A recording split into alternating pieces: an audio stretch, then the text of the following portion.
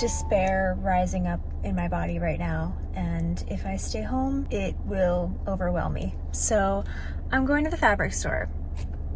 I was gonna go to Joann Fabrics today anyway, but I started feeling the despair and was like, I just want to like curl up in a ball. But that is not gonna help me, and so I'm going to Joann Fabrics. This isn't how I expected my day to go today. I'll talk more about it later, I think, because it's some heavy stuff. But I right now just need to get out of my space and out of my head and go do something fun.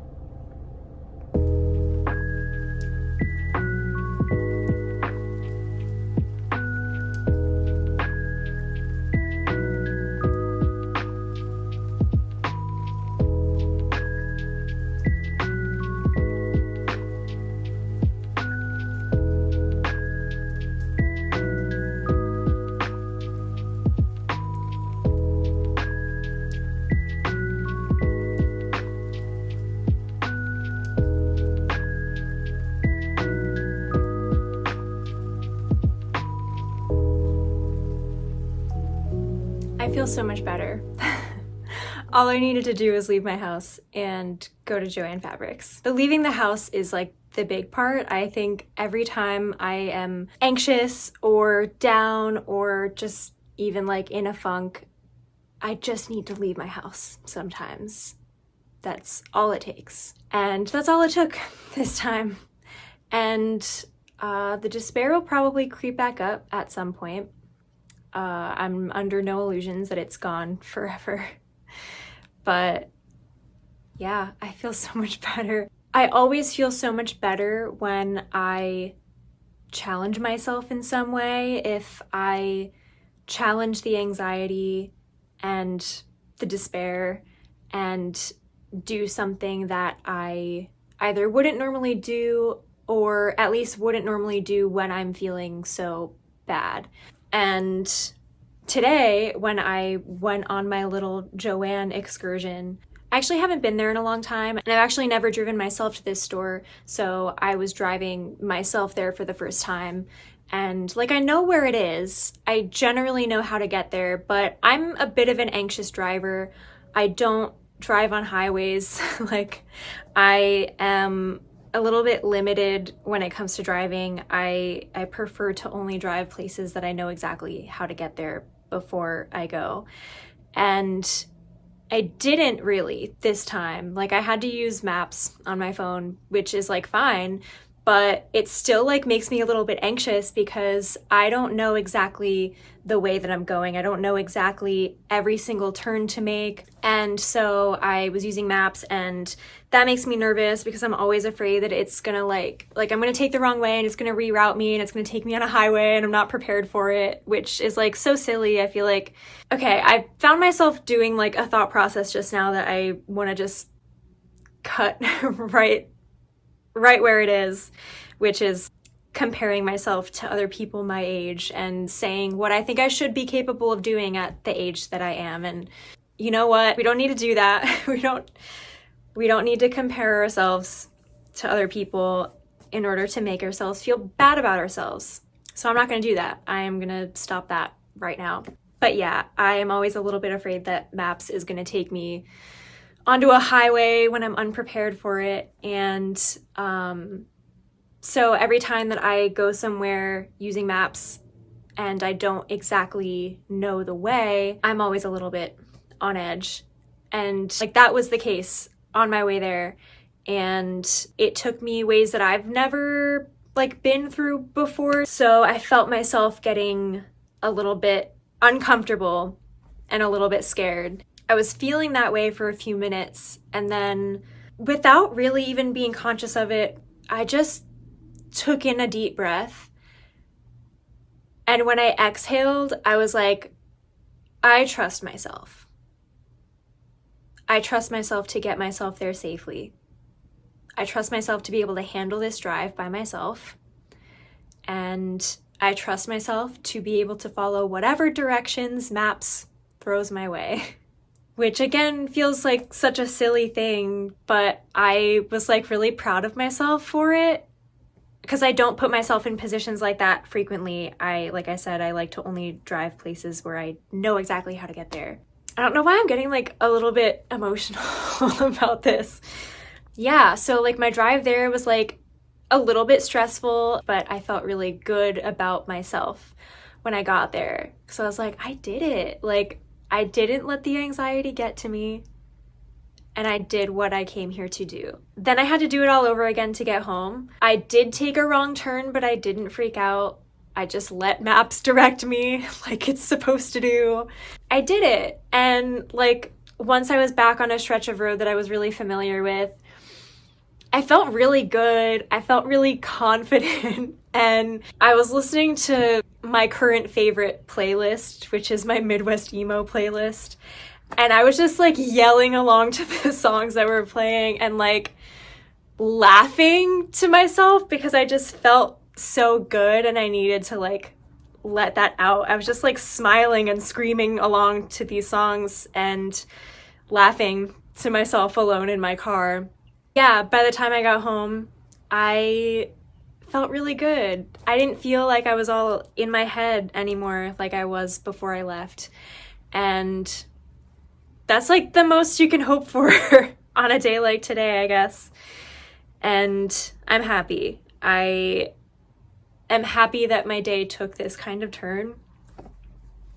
I really wanted to take a long walk today, but it's looking like it might storm, so we'll see if that happens. But even if I don't, I'm satisfied. I had like a decent day at the end of it all. So I guess I will just briefly go into why I was feeling so much despair earlier.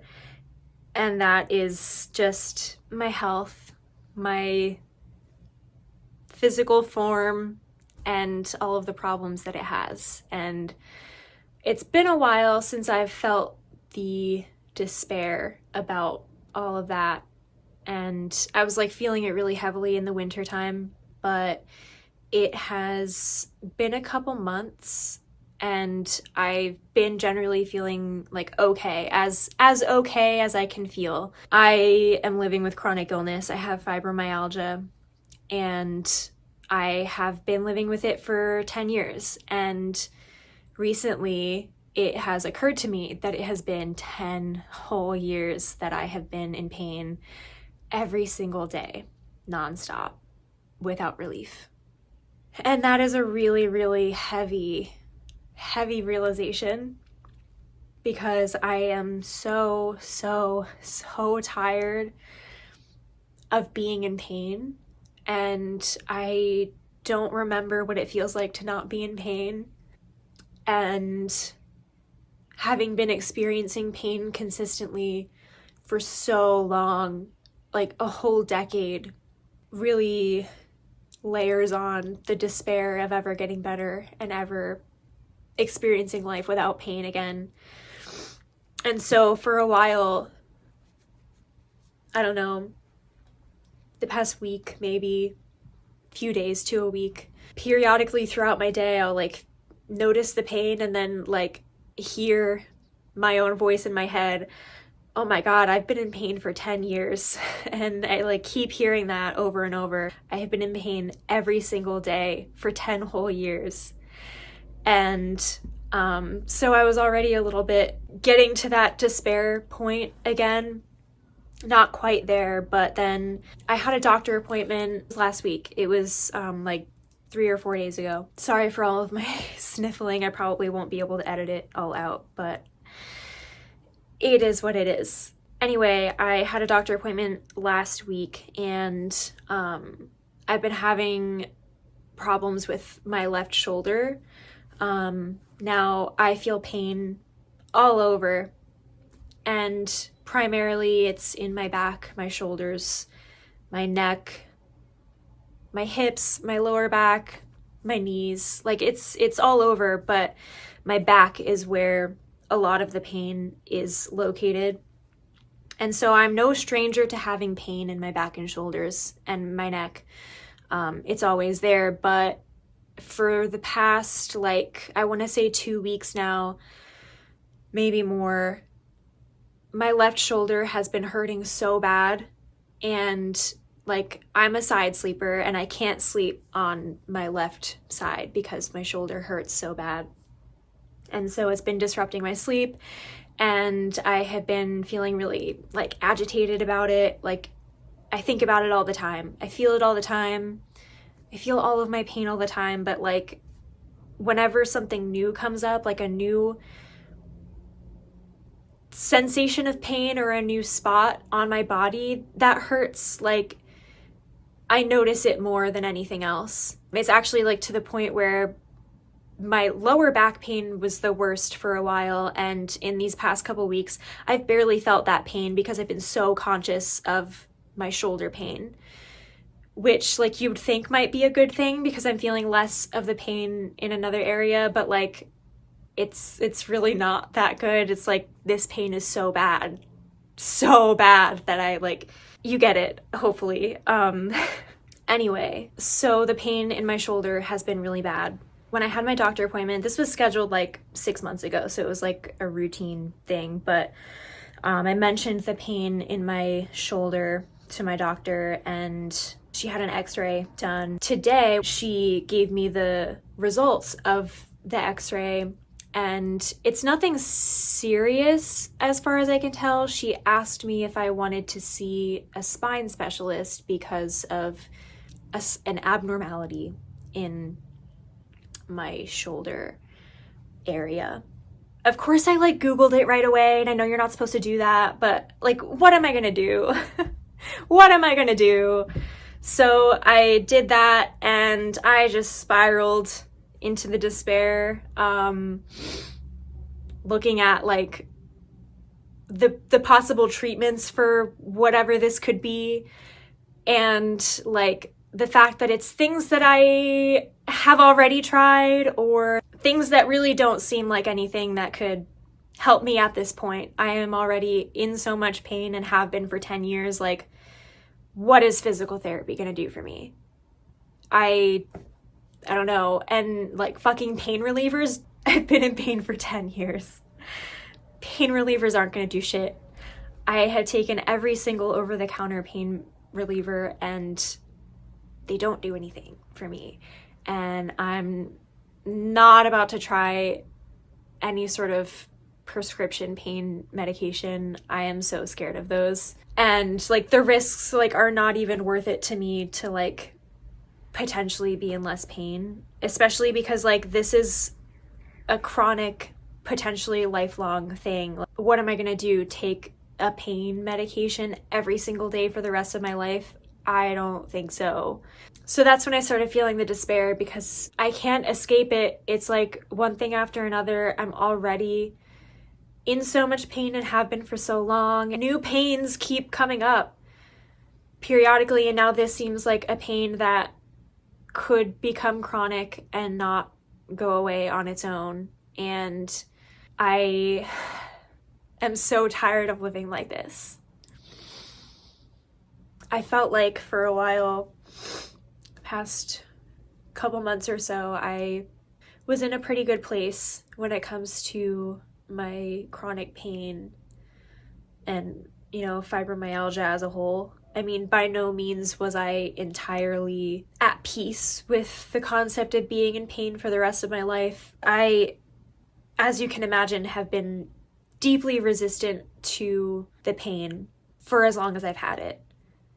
And I had this sort of revelation that, for one thing, I had not been allowing myself to feel the full extent of my despair and grief about being in pain for so long and potentially always being in pain. And so I allowed myself to feel all of that as it was coming up. And in addition to that, I also realized that something that I feel like I've been missing is acceptance for the amount of maintenance that my body needs, because for a while I was also really resistant to that, because I know and have known for a long time that one of the best things I can do for myself in terms of the pain is movement and exercise and stretching daily. I was resistant to that for a long time for a couple of reasons. One, because with fibromyalgia, chronic fatigue is a big thing. And a lot of times I am just simply too tired to move my body. I just want to lay down. The other major reason is the amount of time that it takes every single day. Like, if I am giving myself the ideal amount of movement, especially stretching, like that's the best thing for me, I think. I'm spending 2 hours a day doing that, like 1 hour twice a day. And that is a lot of time. That's a big chunk of your day, is 2 hours. If you've watched any of my other videos, you may have seen my video about the concept of wasting time and how I was feeling a lot of anxiety and despair about that too, and feeling like I don't ever have enough time. And like, if you did watch that video, like, I'm beating a dead horse right now, so you can watch that if you want to. But because that is also a thing that I struggle with, it has been really hard to come to terms with the fact that, yeah, I just need to spend that amount of time every day taking care of my body because that's what it needs. I had come to accept that. I have been stretching and exercising daily, stretching at least an hour a day, if not up to 2, taking really long walks. I have also started doing a little bit of cardio again and like strength training, which has now gotten really difficult with my shoulder. But yeah, this is all like, I'm rambling now, but that's all to say, for a while I was at a pretty decent place when it comes to the pain. I was not so much in the despair on a daily basis. I was actually pretty like, all right, time to stretch for an hour, time to stretch and go for my long walk. And actually, I love my long walks. Like, I require them for both my physical and mental health, and I love doing it. I was somewhat at peace with spending that time every single day to move my body and take care of myself, and that really helped to quell the despair. But now I have this extra pain that I didn't have before, and it just feels like a never-ending cycle of despair and getting myself back to a place where I feel okay, and then something coming up and spiraling into despair all over again. It sucks. I don't know what else to say about it. It really sucks, and I'm tired. I'm really tired of it. I don't want to spend any more time talking about the despair, so I won't. But that has been my day. That's the heaviness that I was sitting with earlier today. I'm still feeling like pretty good after my little trip to Joann. So I'm gonna let myself feel good for as long as I will. And I think I'm gonna try and go for a walk. It's really gray and windy right now, but I need my silly little walk for my silly little mental health. I don't know what to tell you. Anyway, that's been my day so far.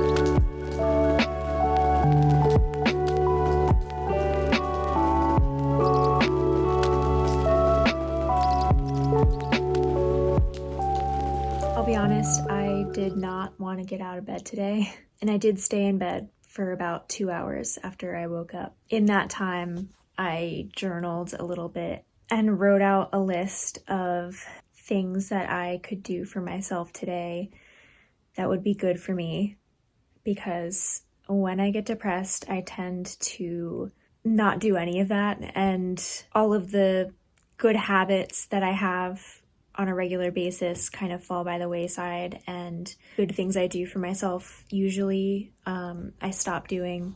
I kind of just feel like nothing matters, so why should I take care of myself? And I don't want to do that. Yes, I am feeling depressed, but I don't want to stop taking care of myself because I know that's going to spiral me down even further. And so I made this list of things that I can do today that would be good for me instead of self-destructing. I've done most of those things, which is good. Pretty much like the last thing on the list is exercise, and it is like the last thing I want to do right now. And I know I need it. I know I need to move my body, and I know that not only will it be good for me mentally, but it also is like really necessary physically. Like I talked about a couple days ago when I talked about my pain, but I super don't wanna. When I am feeling depressed and anxious, I tend to feel paralyzed and stuck. Like it's really, really hard to get myself moving. And even if I am able to get out of bed, like I did today, it's still really hard to get myself to move and like, I don't know, get my heart rate up. It is, like I said, the last thing I really want to be doing right now, but I'm gonna do it. I will. I won't lie to you. If I don't end up exercising at all today, I will not tell you that I did, but I'm not gonna film it because it makes me uncomfortable. So I'm not gonna do that. But if I come back after this and tell you I did it, then I did. So hopefully that happens.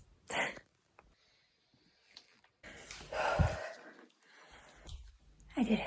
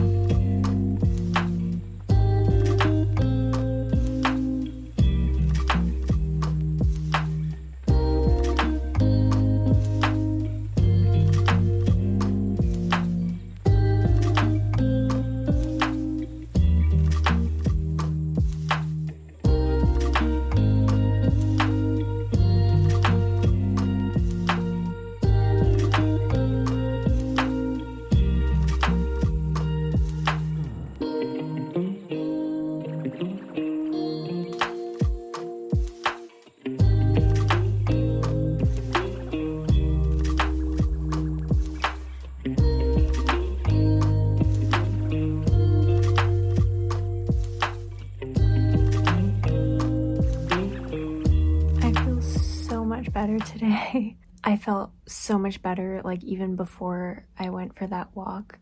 Like just opening the windows this morning immediately significantly lifted my mood. The air quality was really bad where I am in Pennsylvania for the last couple days, and I happened to be off work also for those days, so I really was just like stuck inside. I just know that everything on my mind and everything I was going through would not have impacted me quite so intensely had I been able to go out for a walk all those days. It's the same thing that tends to happen for me every summer too, where I end up getting really down and depressed because I feel so closed in and isolated when it's like too hot outside and I have all the windows closed and the AC on and I can't hear outside noises. Like I feel isolated. Opening the windows this morning really like did it for me. Being able to hear the birds and the wind and cars and people and like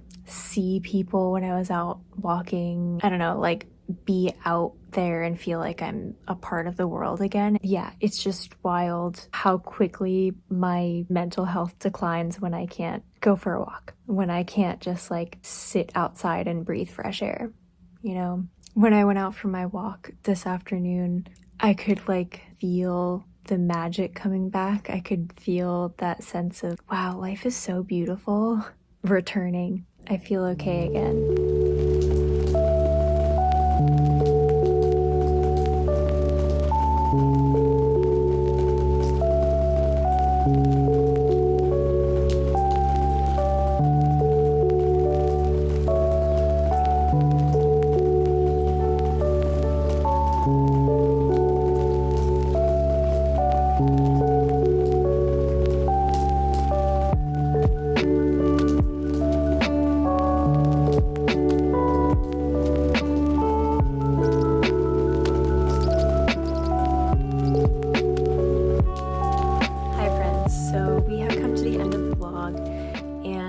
I struggled to figure out how to wrap this whole thing up because when I started filming earlier in the week, I did not expect that I would get so depressed. And I went back and forth about maybe scrapping the whole thing and just starting again when I was not feeling so down. But I had intended to vlog this week, so I did. And I'm glad that I did because I don't stop living and functioning when I get depressed. I used to, but I don't do that anymore. So it would have felt really dishonest and inauthentic to me to just not vlog, even though that's what I intended to do all along. Depression obviously was a big theme in this vlog, and I have some thoughts that I want to share at the end of all this about that. First, I want to talk about allowing the depression to exist and just being with it when it's there. This is a relatively new thing for me. I have experienced depression on and off since I was about 12 years old, which is more than half my life. And it has only been in the last couple of years that I have learned to move through periods of depression mindfully. And to sort of explain what I mean by that, I want to read to you a little excerpt from my journal almost a year ago. This was in August of 2022, where I used to give in to the desire to grasp for control for some way to escape the pain and discomfort. I never actually found it. For a long time, though, when I was still acting unconsciously, I kept grasping. I'm grateful now to be living from a place of consciousness where instead of grasping for a more desirable, though unattainable reality, I can simply allow. And the allowing doesn't make the despair go away, but it does make it a hell of a lot less scary than when I resist it with everything in me. It's like this dark shadow looming in the corner, and if I acknowledge and welcome it, it stays right there, still and silent. But if I try to hide from it or cover it up with a sheet so I don't have to look at it, it lashes out, gets bigger, refuses to be stifled, and screams, "Look at me." And I guess that used to scare me so much I didn't consider the idea of not hiding from it. So basically, when I feel the despair, when I feel the depression, the heaviness, the sadness, I don't try to push it away. I don't desperately grasp for things that might make me feel better. or distract me from what I'm feeling. But the allowing also doesn't mean giving into it entirely and falling apart and neglecting to take care of myself and just drowning in it, which is also something I used to do. When the grasping for a better feeling proved impossible, I would just give in entirely and feel like I was drowning. I don't do that anymore either.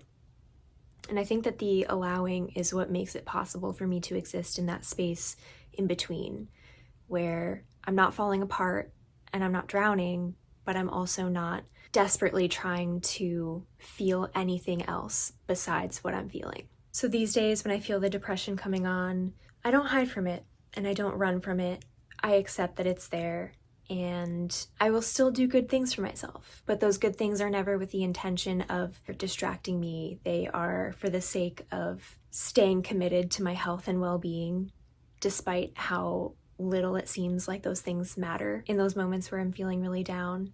I'm still functioning, I'm still taking care of myself, and while I do so, I'm allowing myself to feel whatever I feel. And I'm so happy and grateful to be in a place where I'm able to do this for myself because, well, a couple things. For one, I feel like my bouts of depression these days don't last nearly as long as they used to. I feel it for as long as I need to, and it just passes on its own without me needing to do anything to fix it. And it also means that when I get back in touch with joy again, I really feel it. I am a firm believer that you either feel everything fully or you feel nothing fully. And allowing myself to feel the depression and the despair as fully as I need to is what makes it possible for me to feel joy and excitement and even just contentment as fully as I can. And the last thing I just want to say about the depression before I go is depression may not ever be something that I recover from. And that's okay. And when I say that, I don't mean that it's something I'm going to live with for the rest of my life consistently and I'm never going to feel good again. What I mean is I will probably continue to have bouts of depression throughout my life. I don't think it would be realistic for me to expect that one day I'm just never going to feel depressed again. I am a deeply feeling person, and that means that I feel everything deeply.